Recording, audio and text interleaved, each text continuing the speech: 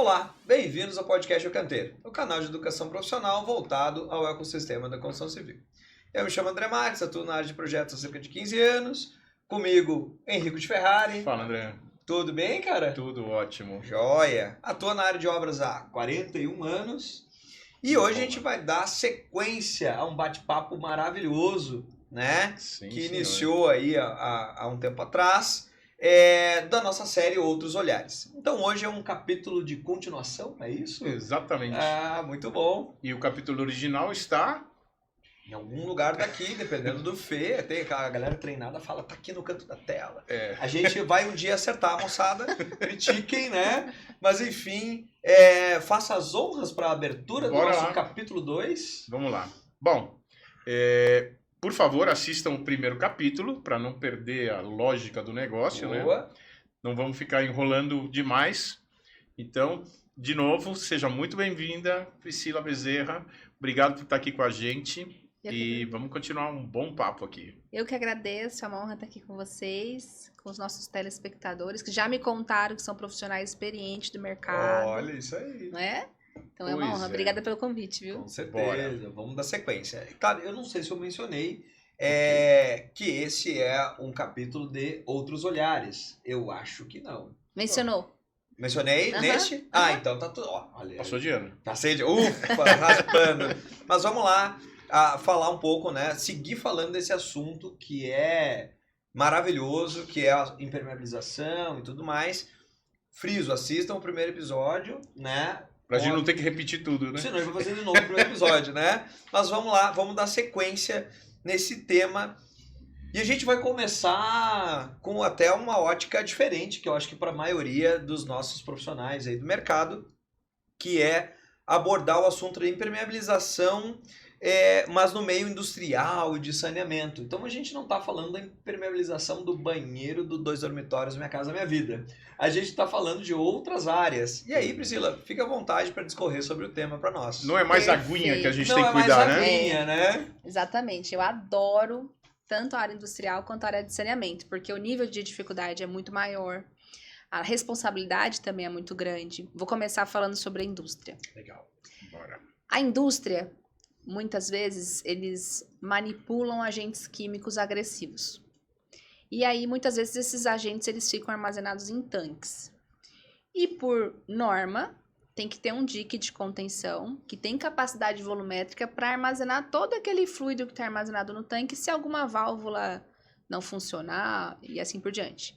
E aí, todo esse líquido pode ser derramado nesse dique de contenção e ficar contido ali. Por quê? Porque se esse líquido consegue sair daquele dique, ele vai entrar no solo e contaminar o solo.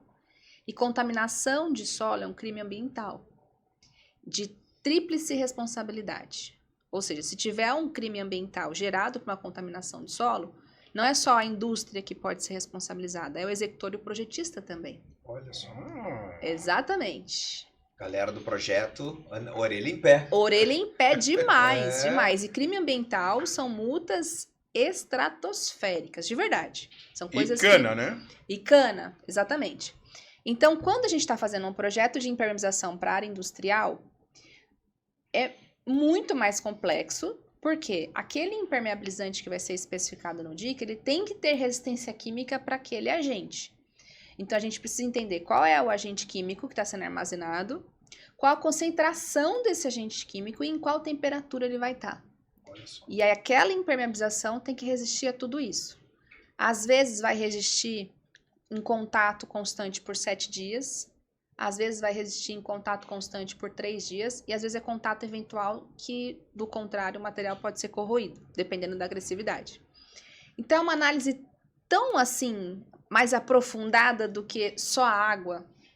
E não que a água num banheiro ou numa piscina não seja deletéria, vai trazer coisas ruins para a nossa estrutura, mas isso que eu tô comentando agora é ainda mais agravante. É outro jogo, né? É outro jogo. Então, além de detonar a estrutura, aquele agente químico ele pode contaminar o solo. A nossa entrevistada estava falando no primeiro episódio sobre conhecer ficha técnica, né? Exato. Deve ser bem por aí, né? É sim. A gente, como projetista, a gente tem tabela de resistência química de vários fabricantes, que eles cedem pra gente. Então, essa tabela, obviamente, não tem todos os agentes que existem, né? Não tem como. Mas tem similaridades. Então, por exemplo, o ácido sulfúrico, que é um ácido bastante utilizado na indústria, a gente tem lá a concentração de 98% e tem a tabela dos materiais que vão ter resistência para aquele agente. Solventes, né? Exato. Então, nós temos essa tabela que a gente consulta. E por ter trabalhado na indústria, eu tenho familiaridade com aquela tabela. Mas eu não sou química, eu sou engenheira civil, então eu tenho a minha limitação. Quando eu não consigo, por similaridade, encontrar aquele agente, eu ligo para o químico das indústrias, que eu tenho um bom relacionamento com eles de forma estratégica. Boa. Perfeito. E eles me dão o respaldo que eu preciso, liberando ou não o produto deles na linha. E aí, quando eu faço a especificação de projeto, eu coloco, inclusive, marca de produto, nesse caso de indústria. Por quê? Não é... Isso é muito milagre. não, é Não que tem, não tem. Não, mas é que aqui é um remédio extremamente específico que se tu colocasse, olha, o genérico ou similar é uma diferença brutal e o paciente morre. Exato. Não pode. Olha só um caso que teve com a Boticário. Nós já fizemos 12 projetos só para Boticário. E a maioria das áreas com ataque químico na Boticário acabava entrando o uretano.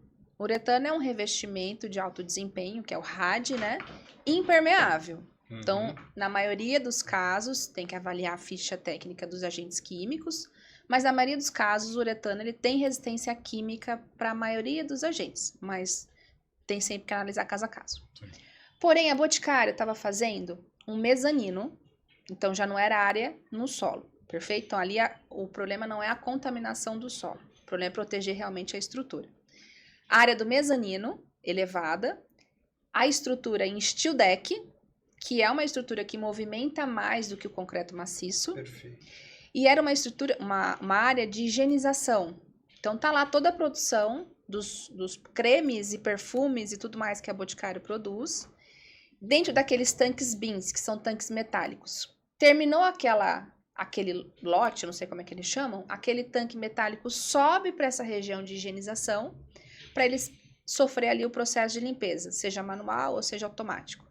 Nesse processo de limpeza dos tanques, eles usam ácido paracético com água a 80 graus. E para colocar o tanque e para tirar o tanque, então coloco o sujo e tiro, eles usam uma empilhadeira. Então olha só essa equação. Movimentação da estrutura, Exato. sobrecarga. Deformado. Olha esta equação. Exatamente isso que vocês comentaram. Então, steel deck movimenta muito mais do que o concreto maciço. Não posso usar uretano. O uretano é rígido. Ele vai fissurar. Já começa por aí. Ataque químico em alta temperatura com resistência à abrasão por conta da empilhadeira. Eu fiz, acho que umas 6 reuniões com a engenharia da Boticário, das outras empresas que estavam envolvidas, para não especificar o uretano. Porque todos eles estavam habituados a trabalhar com uretano, porque eles não tinham feito ainda uma área de higienização elevada. Sempre eram no térreo. E eu falava, eu não vou especificar o uretano, ele não vai resistir, ele vai fissurar. E aí participaram alguns fabricantes com interesses de vender uretano, e eu olhei para um fabricante e falei, tá bom, então me faz uma carta. Me dá garantia. Me dá uma carta oficial com seu timbre falando que eu posso usar uretano, que ele não vai fissurar, mas se ele fissurar, a Você responsabilidade vem em é de troca, vocês. Ninguém me forneceu essa carta. Nesse caso, eu especifiquei Puma. O que é Puma? É uma mistura de poliuretano com metacrilato. O metacrilato, que o pessoal conhece como PMMA, que é o polimetilmetacrilato, ele é rígido. Misturado com uretano, ele fica flexível. Então, eu tenho um sistema de impermeabilização flexível, que tem resistência à abrasão para o tráfego das empilhadeiras, que tem resistência química ao ácido paracético em alta temperatura com todos aqueles resíduos de produtos. Mas vocês não fazem ideia do quanto as nossas reuniões foram acaloradas. E eu não abri a mão, porque a responsabilidade da especificação é minha. Positivo. Muito bem. Passou um ano que a obra tinha sido executada, então eu fiquei firme na minha especificação, e aí é bom você assistir o outro episódio, porque lá a gente fala sobre a mulher na engenharia. E o que eu falei sobre a mulher na engenharia é estude, porque quando você chegar na frente do seu cliente, você saber o que você está falando e com segurança, vão esquecer que você é mulher. E foi exatamente isso que aconteceu. Eu fui firme na minha especificação, eu falei, olha, vocês me contrataram, eu tenho liberdade técnica de especificar o que eu sei que é correto. Sim. Consegui especificar o Puma, E aí passou um ano, eu precisei ir lá na planta de Camaçari da Boticário e eu pedi para inspecionar esta área. Sim. Ano eu ver depois. meu filho. Deixa eu ver meu filho. A área de higienização funciona 7 dias por semana, 24 horas por dia. Entra tanque, sai tanque. Lavagem, tá intacto. Boa. Maravilhoso. Intacto. Missão cumprida. Missão cumprida. E ter o cliente para sempre, né? É, exatamente.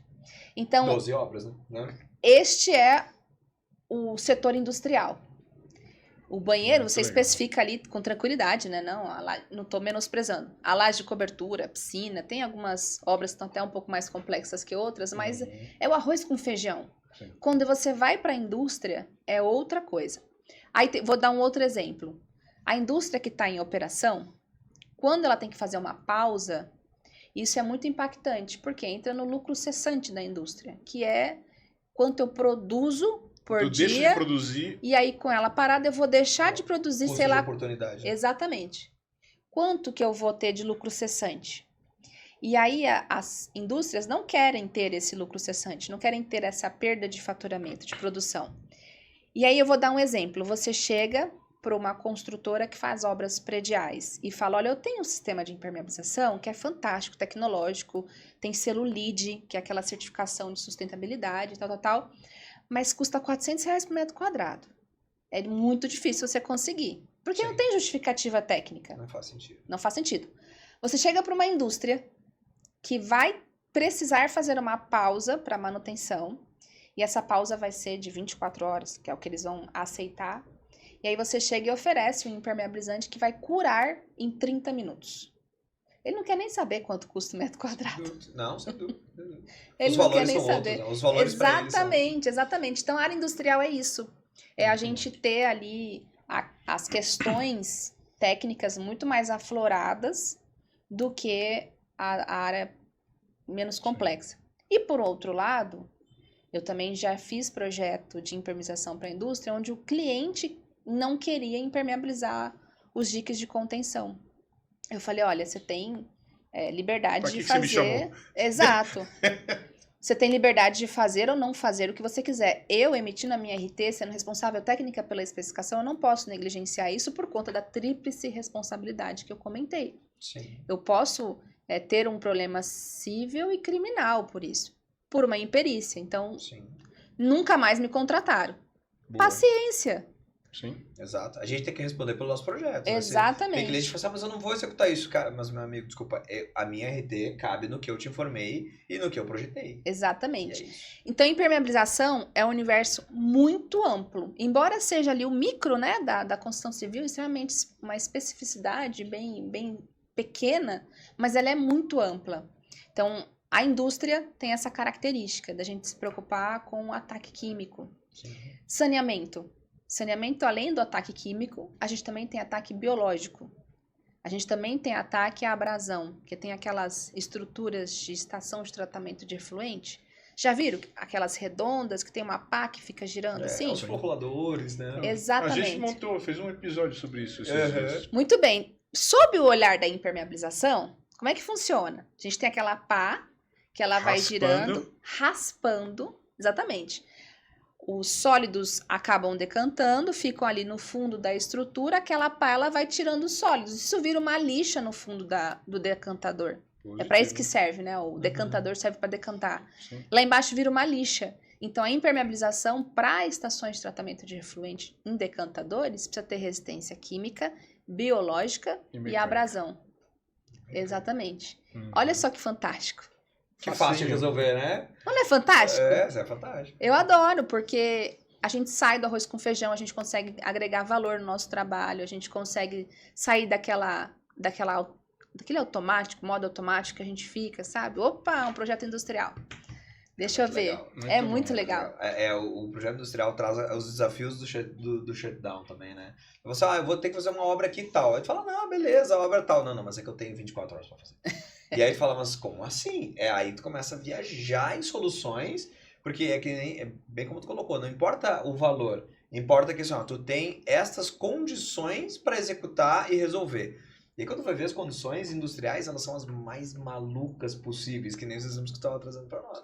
Eu fiz algumas coisas também que eram, assim, malucas. Tinha que fazer, olha, tu tem que fazer uma contenção, escavação, execução, tampar tudo e tu tem 3 dias. Eu falo, mas como que vai fazer?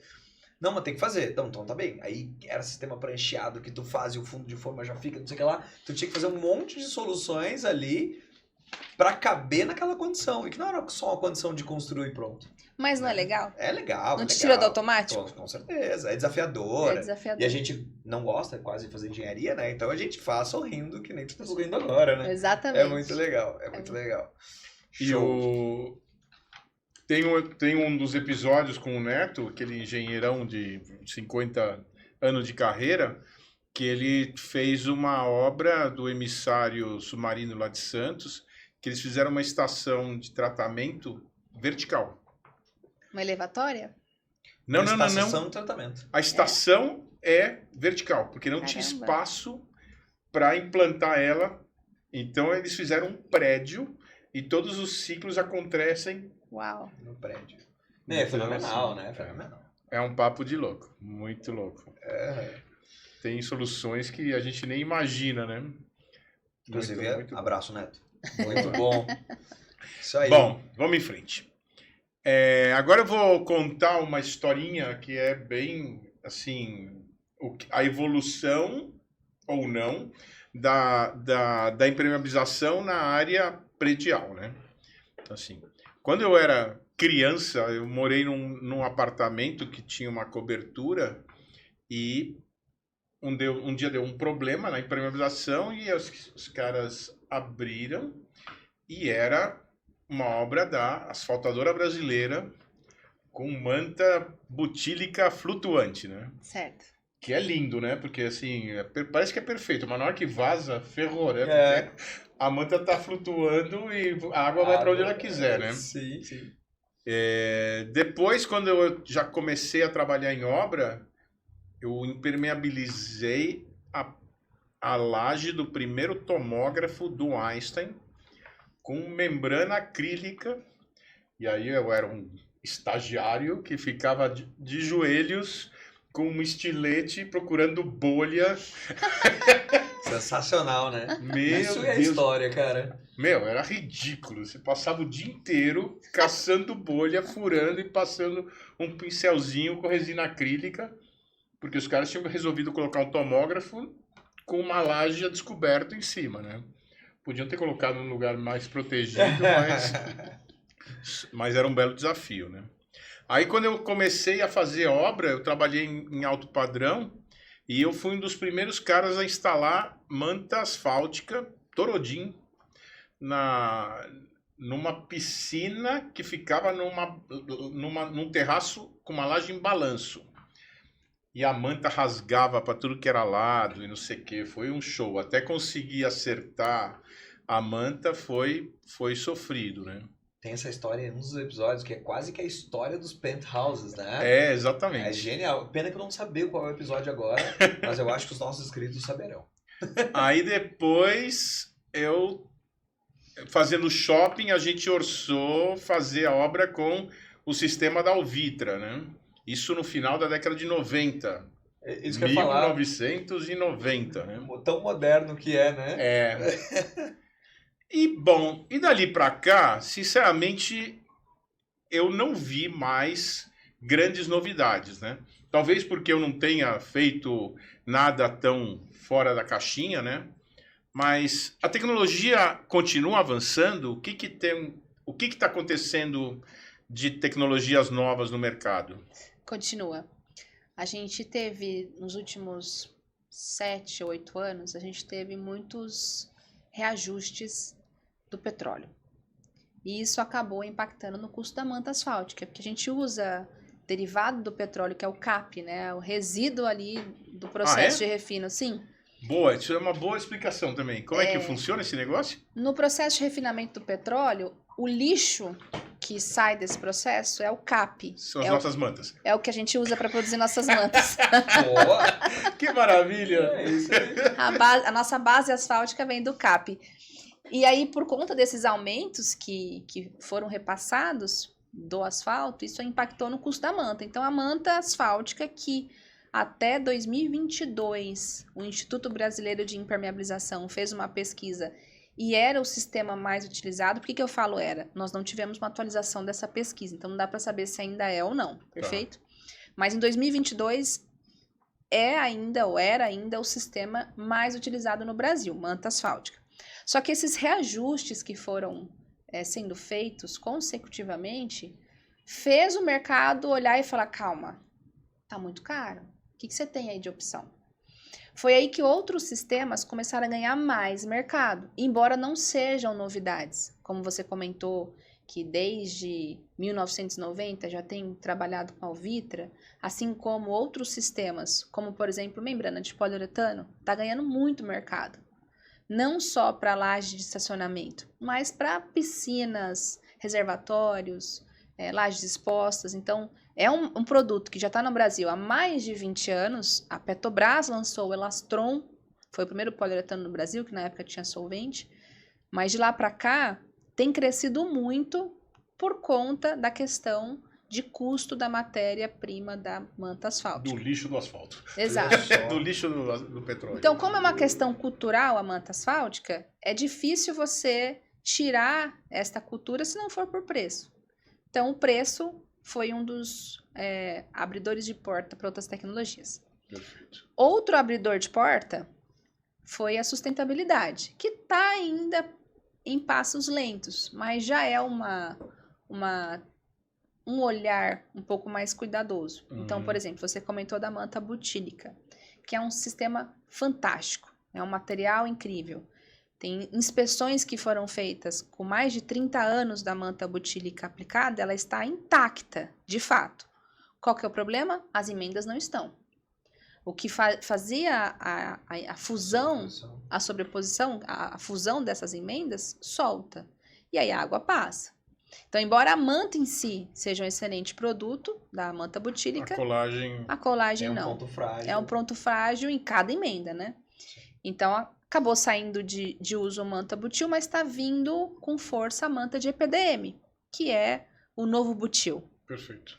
Só que sabendo dos problemas que tivemos com a manta butílica, estão trazendo também colas específicas para fazer essa emenda para que ela seja duradoura.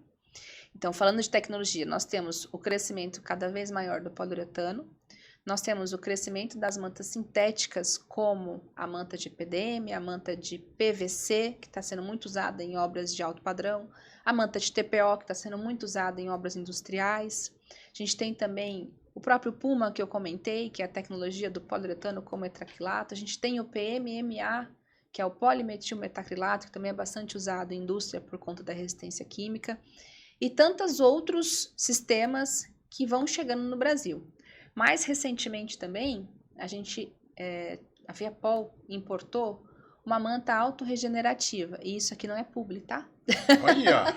Autorregenerativa. Autorregenerativa. Então, é uma manta de EPDM, que no interior dela ela tem um gel. Você fura essa manta... Parece o negócio dos pneus de bike. É isso mesmo. Você fura essa manta, eles fazem vários testes com tanques, né? Então, coloca essa manta no fundo em um tanque submerso. Eles furam a manta e na hora que eles tiram o prego, começa a pingar a água daquele tanque e logo cessa. Porque aquele gel acaba regenerando aquele furo. Positivo. Então, é um sistema bastante usado em lajes de subpressão, que são estruturas que estão abaixo do nível do lençol freático, que não pode ter a intrusão da água. Então, tá usando bastante também esse sistema de envelopamento. A Viapol tem essa tecnologia, mas existe também a GPC, que é a antiga Grace, que também tem sistema de envelopamento de edifícios. Enfim, temos tecnologias no Brasil, temos fábricas com esses materiais disponíveis, temos projetistas de impermeabilização que já têm domínio para especificar e também temos mão de obra para aplicar. Tu tem o seu Tem que custo. ajustar preço. Exatamente. E a tecnologia é mais aderente à tendência de mercado de obras mais rápidas, industrializadas ou não? Depende da sua dor. Então, qual que é a sua dor? A sua dor é prazo? Né, que você comentou? A gente comentou no episódio 1, né? Exato, que o construtor estava fazendo o cálculo de investir e ter um retorno de 30% em sei lá quanto tempo, ele falou, não, calma, eu estou tendo um risco operacional muito grande. Se eu pegar esse dinheiro e colocar no Tesouro Direto, ele vai, Não, empatar, né? vai render a mesma coisa e eu não vou ter todo esse risco operacional. Não faz sentido, não. Ou eu mudo. Então, a dor dele, desse construtor, é que ele queria aumentar a margem dele e, para isso, ele teria que reduzir prazo. Executar a obra em menor prazo. Então, a dor dele é prazo. Agora, quando a dor do nosso cliente, seja a construtora ou seja o aplicador, quando a dor dele não é prazo, quando a dor dele é custo, aí fica um pouco mais difícil da gente trazer tecnologia mesmo. Uhum. Sem dúvida. Boa. E a dor da falta de mão de obra, a tecnologia vai ajudar a sanar ou não? A tecnologia precisa ajudar a sanar, né? Que é as construções ágeis por falta de mão de obra. Quando eu estive em Barcelona, fazendo a especialização em impermeabilização, a gente viu muito lá obras a seco, feito em steel deck, steel frame, wood frame, madeira engenheirada, todas essas construções que são, que é possível fazer obras modulares, e aí, só para contextualizar, obras modulares são aquelas que é feita offshore, ou seja, fora do canteiro de obra. Fabrica ela e traz para cá. Exato. Fabrica ela, coloca no local, não precisa da mão de obra porque eu industrializei os processos. Então, eu tô tendo processo industrial para a construção que eu trago a obra pronta para o local, igual a gente via na época da sessão da tarde nos filmes, que as casas... Jetsons. a família se mudava, pegava a casa, colocava em cima do carro e ia embora. Isso já é uma realidade em vários países desenvolvidos e já está chegando no Brasil. Tem a empresa Brasil ao Cubo, que fica em Tubarão. Uhum. Eles estão arrebentando de obras pelo Brasil todo com construção modular. Industrializando a construção. Também fomentado pela falta de mão de obra. Sim. Então, esse é um processo natural do desenvolvimento de um país. Quanto menos o país é desenvolvido, mais disponibilidade de mão de obra braçal ele vai ter. Positivo. Quanto mais a gente investe em educação, quanto mais o país desenvolve, vai tendo menos mão de obra. A gente tem que fazer o contraponto. Teve um outro episódio que a gente tratou um pouco sobre isso e era um viés assim de aquela sociedade vai crescendo e aí vão surgindo outras oportunidades e aí aquela pessoa que está adentrando o mercado de trabalho, ele olha e fala, bom, ou eu vou para a construção civil, desculpem, ou eu vou para outro mercado. E às vezes a competitividade é tal que ele vai para outro mercado. Então a gente começa a perder mão de obra, não só pelo fato do serviço ser pesado, X, mas é pelo fato de tem outras oportunidades. Então quando o país é subdesenvolvido, tem menos nível de desenvolvimento, tem menos oportunidade. Perfeito. Mas quando começa a crescer, as oportunidades começam a vir de todo lado. Tu começa a ter possibilidades, tipo, desde a mão de obra, operária básica, tendo assim, eu vou ganhar 2, 3 mil carregando um bloco e meio de 18, 20 quilos, ou vou entregar uma pizza com a bicicleta elétrica no iFood, ganhando a mesma coisa ou mais. Fazendo meu próprio horário. Fazendo o próprio horário. Tu não tem mais esse cara. E aí, ou a gente para de usar o empilhar bloco, porque senão a gente não vai ter mais gente, né? Ou a gente... Ou para de comer pizza. Ou para de comer pizza. Uma boa, gostei dessa aí, gostei. Vamos em frente. Aí. Vamos lá. É comigo agora, né? Vamos lá. Não, e aí eu achei bem legal, porque a gente trouxe bastante exemplos legais, e aí eu queria falar um pouquinho da obra seca. Aê! Então agora vamos lá, né? Por favor, conte um pouco da história, fale um pouquinho da obra seca pra gente, conte para os nossos espectadores, inscritos aqui, um pouquinho dessa história para nós. Obra seca é o meu terceiro filho, porque eu tenho 2 filhos biológicos, né, que eu geri, e tenho o terceiro filho, que é a obra seca. Só que é um filho que me ensina, meus filhos também me ensinam, mas é um filho que me traz ali um amadurecimento muito grande, me traz a possibilidade de trazer um retorno para a sociedade. Então, não vou contar o que a gente conversou no último episódio, até para as pessoas ficarem curiosas e ir lá assistir. O segredo. Mas só fazendo uma retrospectiva rápida, então eu venho de família humilde, da periferia, Zona Leste de São Paulo, pai mecânico, mãe dona de casa, 3 filhas, minha mãe infelizmente apanhava do meu pai e ela falava, minhas 3 filhas não vão passar por isso. E para vocês não passarem por isso, vocês não podem depender de homem, então vocês têm que estudar. Não tô falando que o problema tá no homem, tá? Tô só contando a minha história. Então essa era a codificação que minha mãe colocou na nossa cabeça. Vocês precisam estudar. E aí, através do estudo, as três conseguiram ir para caminhos diferentes. Minha irmã mais velha é advogada, a do meio está se formando em medicina e eu fui para engenharia. Cada uma por um lado. Legal. E aí, da engenharia eu consigo emprego, eu consigo me formar, consigo comprar uma casa financiada, mas consigo comprar um carro financiado, mas consigo, e vou ali sempre trabalhando como CLT, porque foi o que meus pais me ensinaram. Eles sempre me codificaram de seja uma boa aluna na faculdade para você conseguir um bom emprego. O drive do baby boomer, né? Que é geracional isso aí. É Né? geracional. Pra eles esse era o negócio, né? Topo de vida era eu ter um bom emprego, era Sim. ter um VR bom, Sim. era eu ter um VA bom. Pode descansar quando comprar a tua casa, né? É isso. Para quem não sabe o que é VR e VA, que não é pobre, né? Vale refeição e vale alimentação. Então, essa era minha meta de vida que meus pais codificaram. E não tem nada de errado nisso. Eu só tô contando a minha história, tá bom? Então, não tô dizendo que é indigno ou que é errado. Não tem demérito nenhum. Nenhum, é só a minha história. Então, eu fui em busca desse tal emprego. Fui em busca desse sonho que eu fui codificada. E detalhe, na faculdade que eu fiz, também ensinavam isso. Que a gente tinha que ser um bom engenheiro para conseguir um bom emprego. Para trabalhar na consultora X e tal. E aí, esse foi o meu código. De repente, do nada, não sei se foi algum Espírito Santo que me falou, que eu podia empreender. O bichinho do empreendedorismo. Pois Pronto. é. Nunca tive, assim, alguém próximo que empreendia e que falava, olha, existe esse caminho, vai por aqui. Não. Inclusive, nessa época que eu queria empreender, eu já estava casada, meu marido também CLT, e nós dois ali na vida doida para pagar a conta. E aí eu falei, não, é isso que eu quero mesmo, quero empreender, quero largar o meu salário, que não era um salário ruim, CLT, com toda aquela estabilidade, seguro, mas eu quero, claro, com responsabilidade, né, para que a gente consiga honrar as nossas contas. E aí, na transição, eu percebo que realmente tem mercado, eu consigo me manter e manter as dívidas empreendendo. Aí eu fui presa. Opa! Eu presa que faz tudo, né? Que faz o projeto, faz o café, faz a limpeza do banheiro, faz a reunião com o cliente, faz a entrega da RT. Emite a nota fiscal. Faz Tudo. Até que as coisas foram acontecendo com uma agilidade razoável por conta das mídias sociais, que eu entrei também um pouco antes de empreender.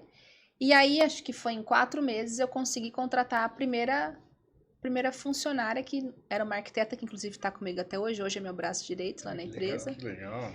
E aí a gente começou... Equipe é um troço também fantástico, né? Demais. Mas é mérito teu como líder, né? Porque tem um lado inspiracional nisso. Aí né? é que tá. Que era onde eu ia chegar. O meu objetivo em empreender não é só enriquecer. Eu tenho essa obstinação de poder chegar num patamar de vida. Podem me julgar. Eu não venho de lá, eu quero saber como que é. Não é feio ter ambição. Às vezes, parece que às vezes a gente é educado, né? Não é feio ser ambicioso. Não é feio. Eu sou ambiciosa, eu quero chegar lá, não vou passar na cabeça de ninguém, não vou fazer nada antiético, mas eu vou trabalhar e vou conquistar até chegar e falar, cara... Que é a minha casa no Swiss Park, né? Agora eu quero ir pra Itália, sabe assim? Tipo, não se preocupar, eu vou chegar nesse patamar. Só que eu não vou chegar tão rápido. Por que eu não vou chegar tão rápido? Porque eu divido. Sim. Então, quem tá comigo hoje na equipe, eles sabem que eu divido. Então, tá comigo, que nem você comentou, a equipe vai fazer hora extra de sábado e domingo. Pô, essa equipe tá junto. Tá junto, tem que ganhar junto. E se eles forem embora, a gente tá lascado. Então, é inevitável a gente ter que valorizar eles, por mais que doa no nosso bolso, para poder manter eles. Então, essa é a minha cultura, esse é meu propósito de vida. Então, hoje a Obra Seca é uma empresa especializada em projeto de impermeabilização. A gente tem uma equipe enxuta, porém os nossos projetos eles são personalizados. A gente não mira em volume, a gente mira em qualidade. Não somos os mais baratos, mas também não somos os mais caros do mercado. A gente tem o nosso preço justo. Perfeito. E é um preço justo porque eu entrego para o cliente o que ele realmente precisa. Vai ter cliente que não vai ver valor agregado nisso. E tudo bem, é posicionamento de mercado. A empresa que se posiciona por preço não está errada, desde que ela saiba que ela está se posicionando por preço e que ela entregue um produto proporcional ao que ela está cobrando. O ruim é quando ela cobra pouco e entrega muito. Aí ela vai falir. Sim. A conta não fecha. A conta não fecha. Agora, cobro pouco, entrego proporcional, entrego no volume, tudo bem. É posicionamento. Eu não me posicionei por preço, me posicionei por diferencial. Então, hoje a Obra Seca, ela tem projetos pelo Brasil todo. Nós estamos em quase todos os estados brasileiros. Que legal. Alguns 3 poucos são os estados que a gente não tem um projeto da Obra Seca. E isso, para mim, é fantástico. Por quê? Venho de origem humilde e não tinha ninguém empreendedor na minha família.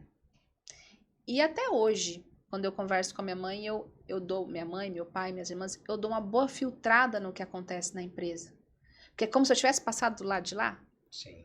Não vou falar de política, mas esses dias a gente estava conversando em família sobre política e minha mãe falou, que a mãe tem uma opinião muito forte, ela falou, não, a Priscila não pergunta não, porque agora tá do outro lado. E é isso mesmo. E exatamente, a gente, não, e acho que figurativamente é isso que acontece, a gente vai pro outro lado, né? É porque a gente sente gera uma emprego, dor. a gente gera problema para os outros terem uma condição. Exato. É Então, olha difícil. só, não vou expor ninguém, mas dentro da minha equipe, eu já ajudo a pagar a escola de filho, a pagar faculdade.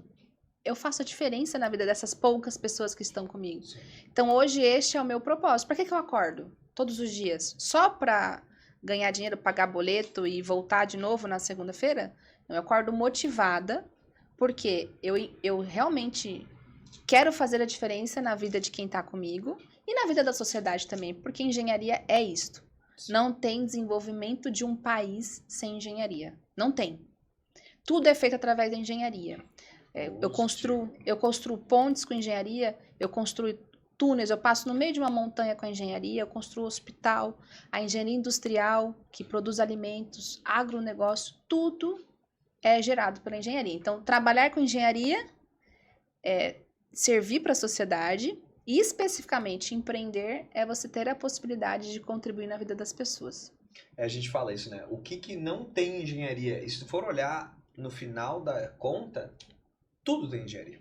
Água é engenharia, madeira, qualquer coisa, componentes, qualquer coisa na nossa vida existe engenharia. Por trás. Até banco, né? Banco adora contratar engenheiro, né? Com certeza. Teve até uma vez que tu trouxe num episódio, né?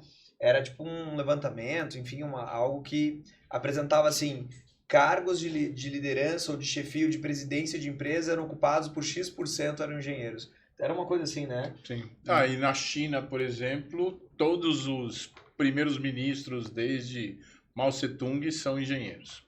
Então assim... E os caras têm uma pegada de sair formando líderes em cima de escolas de engenharia. Eu acho que o engenheiro é um profissional que realmente consegue embarcar muita coisa, né? Sim. Eu acho legal isso que tu comentou da obra seca, da cultura, né? Quando eu fui corretor de imóveis, eu tive uma experiência bem legal e que o meu empregador na época, o dono da imobiliária, uma imobiliária pequena, e ele me falava assim, André, eu quero que tu fique rico. Porque no momento que tu fica rico, eu também estarei. Eu também fico, é isso. E é isso que eu prego até hoje, que Perfeito. eu aprendi lá na corretagem de imóveis.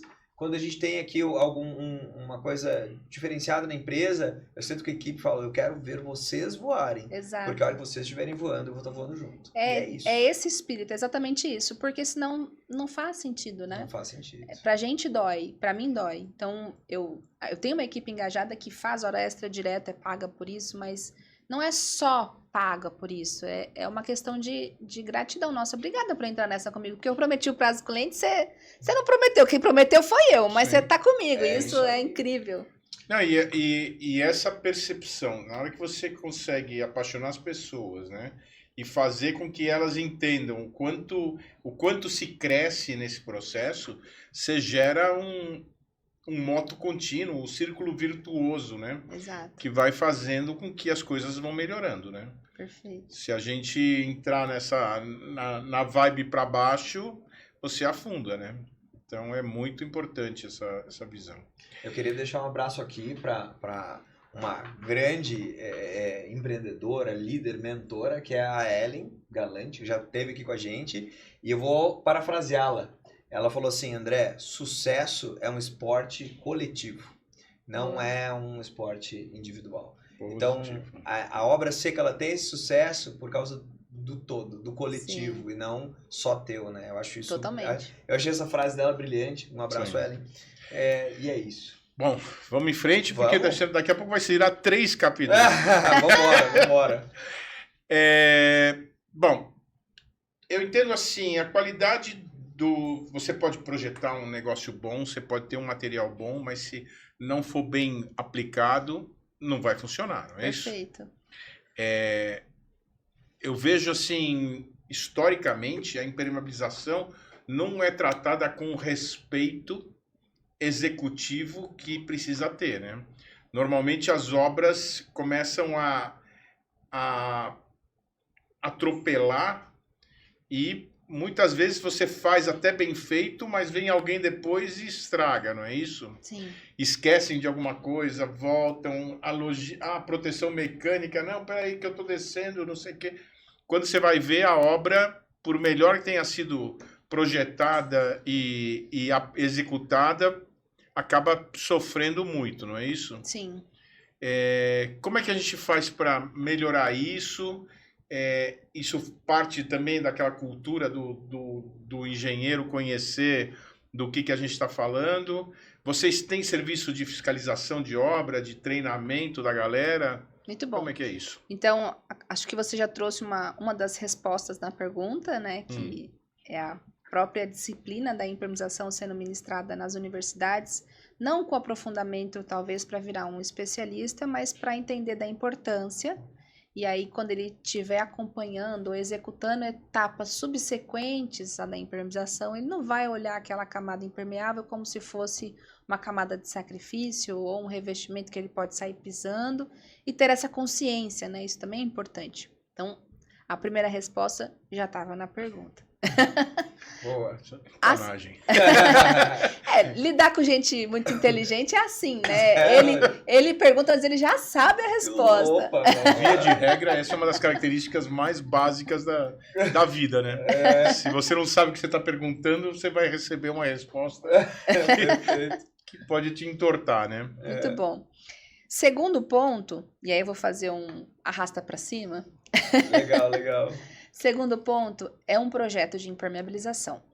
Porque no projeto de impermeabilização a gente consegue antecipar alguns problemas que podem acontecer durante a obra por saber dessas possibilidades. Isso a gente alerta para o cliente. Olha, tome cuidado aqui. Até a gente coloca o bedelho até na concretagem, pra você ter uma noção. Teve um caso recentemente que a estrutura da cortina ela fazia face com a piscina. Então, nós tínhamos uma contenção de concreto e o fundo da piscina engastado nesta estrutura de concreto. Então, imagina que nós tínhamos um tanque, que a piscina é um tanque, que vai armazenar água durante toda a vida útil daquela piscina. Então, todo instante, aquela água ela vai querer sair por pressão hidrostática e por gravidade, ela vai querer sair daquela estrutura. Perfeito? Positivo. Então, sabendo disso, se eu tenho uma junta de concretagem ali no fundo da piscina, que é onde eu tenho uma pressão hidrostática maior, e essa junta de concretagem, ela não é uma junta de concretagem comum, é uma junta de concretagem de emenda de duas estruturas que vão movimentar de formas distintas e com idades diferentes. Porque eu preciso fazer uma concretagem e depois fazer a outra. E aí, na hora que a gente viu o projeto de estrutura, a gente falou, podemos fazer uma reunião aqui com o projetista de estrutura para meter o bedelho no trabalho dele? Não, mas é fenomenal, tem que ter. E aí, em conversa com eles, a gente falou, olha, vê se é possível a gente concretar parte da cortina. Boa. E concretar a piscina apoiada na cortina. E concretar a piscina de uma vez só. Exato. A parede ser uniforme com fundo, né? Exato. Sem junta de concretagem na piscina. E aí, a gente fundamentou nosso argumento e a gente conseguiu fazer essa... Porque estruturalmente não vai ter diferença. O que vai ter diferença é na parte de execução. E que para impermeabilização é uma diferença gritante. Porque eu ter uma estrutura monolítica contribui para a estanqueidade. Mas a amarração dessa armadura é melhor executada dessa forma que tu colocou. Olha só que legal. Porque os estribos eles têm que se amarrar parede e fundo e a pressão é a mesma, né? Então é muito difícil. Por isso a gente normalmente faz a mísula em reservatórios Essa parte é a parte mais crítica, a emenda entre a parede e o fundo da piscina. Aí tá Então, vendo? eu recomendaria a mesma coisa pra ti, sendo engenheiro Obrigada. estrutural. Obrigada. Então, Fico muito Eu sendo feliz. leigo, também não recomendaria a sendo mesma leigo, coisa. falaria a mesma coisa pra ti. Muito bom. Mas olha só, sem o projeto, quem vai olhar para isso? Sem um projeto de impermeabilização especificamente, quem vai olhar para isso? A gente vai no fluxo, a obra vai no fluxo. Então, o projeto é a segunda resposta. Calma que tem a terceira. Boa. A terceira é a fiscalização. Que, na verdade, a gente não pode usar esse nome de fiscalização porque o CREA não permite. Só ele pode fiscalizar. Aí, na norma... Isso é um papo para ter com a dona... Por que você tá rindo? Na norma de impermeabilização, que é a 9575, que é a principal norma, que está sendo revisada, está virando uma norma bem densa, tem um capítulo dedicado só à análise de conformidade, que é, aqui entre nós, é a fiscalização. Então, por estar entrando dentro da norma, essa norma não está finalizada, não foi para consulta pública, não está publicada, certo? Então, está vigente a norma antiga que não tem esse capítulo. E Mas... você está brincando de Sim, eu faço participar parte. dela? Participo Boa. dela. Uma vez por mês a gente briga lá na... A gente briga, é boa. Resumiu bem as comissões do estudo, né? Então, quando esta norma, olha só a visão, hein, que a gente está passando aqui. Quando esta norma for para consulta pública aprovada e publicada, a gente vai ter um item normativo que as consultoras vão ter que atender, que é a fiscalização. E aí, o que vai acontecer? Demanda que vai começar a gerir. Então, eu já estou olhando para esse mercado, Boa. já montei um plano de negócios para a gente ter um setor, uma unidade de negócios mesmo na nossa empresa para fazer fiscalização de obras. E a equipe é diferente, a prestação de serviço é diferente, a logística é totalmente diferente. Os projetos a gente faz lá no escritório. Aí vai ser uma equipe que vai estar em campo. Então, realmente precisa de um plano estratégico, um plano financeiro maior, né? E até flutuante, né? Porque tu não vai precisar necessariamente ter a vida inteira da obra ser esse profissional lá. Perfeito. Mas em pontos cruciais, ele tem que estar imerso lá. E, inclusive, assim, não permitindo avanço sem o aval dele, né? Porque Exato, perfeito. da zebra. É exatamente isso. Então, já é um presságio, eu posso dizer que é um presságio, que vai ter essa demanda no Eu chamaria mercado. de bizu. Bizu. Spoiler. Boa. Boa, sensacional. Muito bom. Muito bom, vamos lá. Respondido?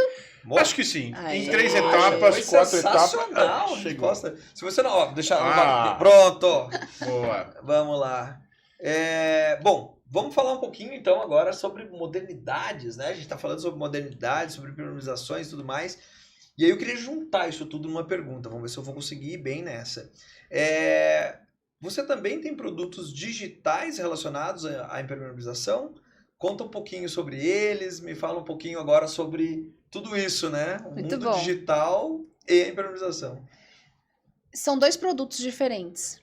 A Priscila Projetista, que especifica por questões técnicas e que faz análise puramente técnica, e quando faz uma especificação no projeto, esta é a única análise. E existe a Priscila Comunicadora. A Priscila Comunicadora, ela é contratada para fazer vídeos, para divulgar produtos. Eu tenho contrato com alguns fabricantes. A Priscila Comunicadora, ela é contratada para fazer palestras. A Priscila Comunicadora, ela tem um treinamento online onde ministra um curso de impermeabilização livre. E a gente tem profissionais espalhados pelo Brasil todos que são membros do nosso treinamento. Então, são realmente duas unidades de negócios distintas, com estratégias diferentes, com comunicação também bem diferente. Aqui na rede social, eu sou bem... Como é que é a palavra? Simpática. Numa reunião técnica, eu sou brava. Olha só. Boa. Então, são comunicações diferentes, abordagens diferentes, e eu muitas vezes sou paga para fazer um vídeo de um produto, e às vezes esse produto não é o produto que eu vou recomendar em algum projeto, porque tecnicamente, vamos supor, numa indústria, não Sim, vai... Não tem vai. fit, né? Exato, então é interessante a gente comentar sobre isso, porque realmente são dois caminhos distintos, né? Eu Uma coisa chamaria não de interfere... propósitos, né? São propósitos completamente diferentes. Exato. Então, uma coisa não interfere na outra. Porém, uma coisa alimenta a outra. Então, eu comunicar nas redes sociais, a minha mensagem chega para pessoas que não chegaria se não tivesse as mídias sociais. Sim. Um fato muito marcante que aconteceu na vida da obra seca é que a gente foi contratado para fazer um projeto no Pará. eu nunca pus o meu pé no Pará. E aí a gente sempre sonda, né, de onde que vem a indicação e tal. E aí a construtora falou, olha, o aplicador que executa a obra de impermeabilização com a gente falou que a partir de agora ele só vai executar a obra se for com o seu projeto.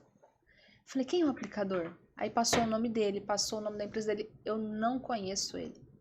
E aí, em dado momento, ele me mandou mensagem pelo Instagram, falando, ó, gostei bastante do seu projeto, ficou bem legal. Eu falei, que projeto?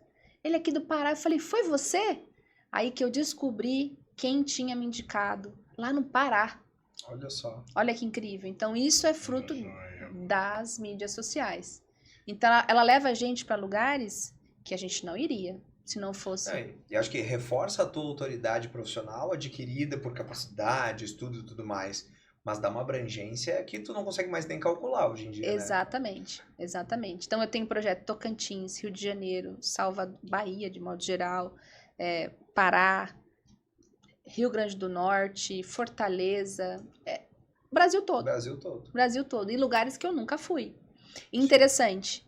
Lugares que o que me levou foi alguém que ou me viu em algum evento ou alguma mídia social, ou alguém realmente que eu tenho um relacionamento um pouco mais próximo. Então, a indicação, ela continua acontecendo, só que a mídia social, ela pulveriza o que é a indicação. Sim. Que a indicação, aí vamos falar do Henrico. Indicação, Henrico, no mundo analógico eu conheço o Ronaldo, eu vou indicar o Ronaldo porque eu conheço o Ronaldo, tenho amizade com ele. A mídia social eu vejo o vídeo do Henrico, eu me conectei com ele, porque teve alguma coisa que ele falou que eu concordo, e deu um match. Eu sei que o Henrico é especialista em obras de artes especiais, e aí eu sei que tem uma demanda, eu vou conectar porque eu conheço o Henrico, mas talvez o Henrico não conheça essa pessoa. Então isso é a mídia social, é o network potencializado. Muito bom. Sem dúvida. Muito legal. Excelente. Bom, e aí, essa tua imagem, ela tá ganhando uma proporção bem grande, né? Foi engraçado que, assim, a gente se conectou via Ronaldo, né? Aquele papo, não sei o quê. E aí, logo depois, a gente foi pra Concrete Show, né? Sim. E aí, chegamos lá e tava lá a Priscila... Olha só! Nos banners e tudo mais. E aí, depois, eu comecei a te seguir, né? Ou comecei a estudar, né? Para te chamar aqui para a gente conversar, e tem muito material disponível, e o lance do CREA, que você agora participa bastante. Outro dia você ganhou um prêmio lá na Prefeitura de Santo André, de Engenheira do Ano e tudo mais, né? Esse negócio era planejado ou ele ganhou uma proporção assim, passou do controle do que você tinha imaginado? Não tinha imaginado nada disso. A mídia social, ela veio para eu resolver uma frustração na época que eu estava insatisfeita não com o meu trabalho, mas insatisfeita com os desafios que eu tinha na época. Eu ainda não podia empreender por falta de dinheiro. Aí veio a rede social. Através da rede social, como eu comentei, eu consegui fechar bons negócios para a empresa que eu trabalhava, e isso também fomentou eu fazer minha empresa crescer. Mas nunca foi o objetivo criar conteúdo ou estar presente nas mídias sociais para alcançar essas portas que eu fui abençoada de alcançar. Isso foi realmente consequência, que uma coisa vai levando a outra. E às vezes você fala, será que eu mereço tudo isso, gente? Será que eles não estão enganados? Esse prêmio de engenheira do ano, eu falei, em algum momento eles vão ligar e vão cancelar. E teve um jantar, e foi na Câmara dos Vereadores, o vereador Fábio Lopes estava lá, conduziu a sessão, e falou meu nome várias vezes, e todos os participantes ali do ato solene comentaram sobre a minha vida, e depois me deram um momento de fala. Eu falei, cara, isso aqui é um sonho, não é possível. Loucura, assim. A tal da síndrome do impostor, né? Totalmente. E aí depois teve um jantar em comemoração, eu pude levar meus familiares, estava todo mundo lá presente. Sabe quando você fala, será que eles não se enganaram? Ou será que eu tô enganada, dei certo e não vi? Mas é muito louco isso, e ao mesmo tempo eu entender que é algo que eu posso usar como ferramenta. Perfeito. Então, eu tenho muitas mensagens salvas no meu celular de pessoas que através do meu treinamento, ou através de alguma mentoria que eu já fiz, ou através de algum vídeo que viu, se inspirou e teve ali uma mudança de alguma forma na vida da pessoa. Isso, eu não sei se vocês estão visualizando isso que eu estou comentando, porque é algo tão poderoso que não é mais sobre mim, é sobre a vida de outra pessoa. Eu vou dar um exemplo. A gente tem tempo? Tem. Uau. Agora Você foi. é a protagonista, vai lá. Eu É fiz. que ela já está respondendo a próxima pergunta, né? Que É. você ia fazer, né? Eu tô no lucro. Eu Mas fiz aproveita e faz a pergunta, vai. Que a pergunta é bonitinha. Assim, bom, é que eu não sei agora se a minha eloquência vai lá. chegar à tua altura e eu costumo tentar improvisar e faço bom. Mas vamos lá, a ideia da próxima pergunta era justamente te perguntar a importância dessa, vamos chamar assim, dessa marca que se criou, né, da Priscila Bezerra, da profissional que tu és, e o impacto que ela traz na área, para os jovens e para tudo isso. Então, seria a conexão disso, né? Fui bem? É assim, a pergunta era assim, você tem noção de quão importante tudo isso que você está fazendo significa para essa comunidade, para as pessoas? Não. Ótimo. Pronto. Diga, vai lá. Não tenho noção.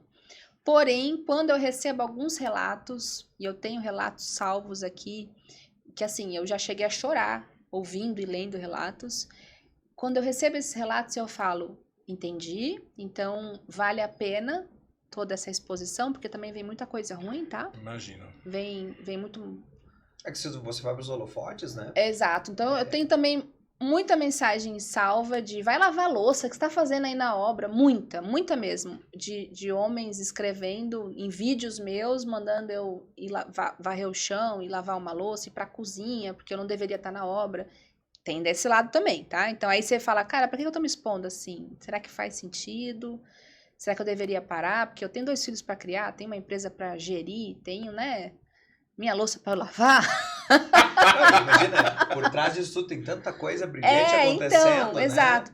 Só que aí quando você recebe um relato de alguém falando, e eu vou contar esse relato aqui, esse foi bem marcante para mim. Eu estava fazendo uma palestra que era híbrida, então tinha pessoas assistindo de forma presencial e também foi transmitida ao vivo. E eu trouxe a questão da indústria. Eu falei, olha, o mercado da impermeabilização é gigante, tem muito setor para você atuar.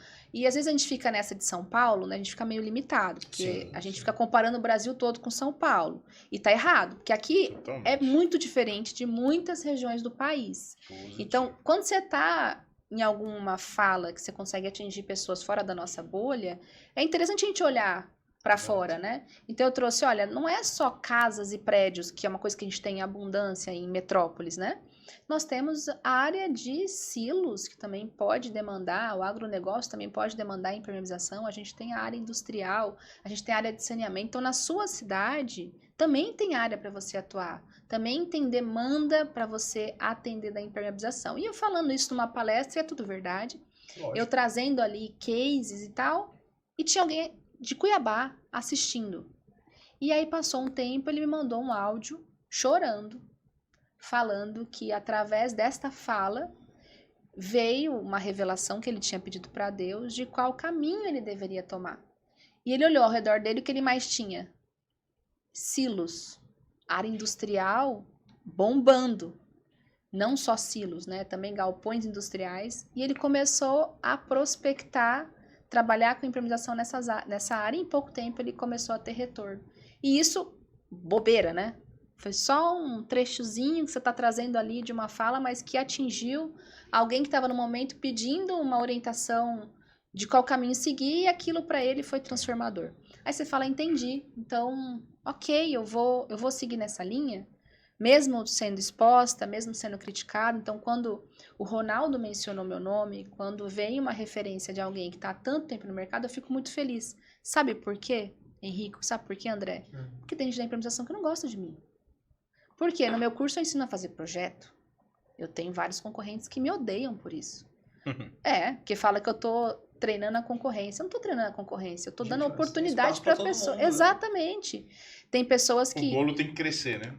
Você é um fermento. Henrico, desde o primeiro momento que eu te vi, qual foi a frase que você me falou? Você falou, eu tenho 40 anos de experiência. Essa experiência não pode ficar só na minha cabeça.